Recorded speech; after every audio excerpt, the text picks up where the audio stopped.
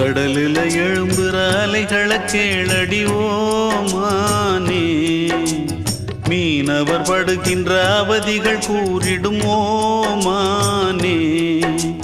கடல் தண்ணி கரிக்குது காரணம் இருக்குது ஓமானே, உடல் விட்ட வேர்வைகள் கடல் வந்து கலக்குது ஓமானே.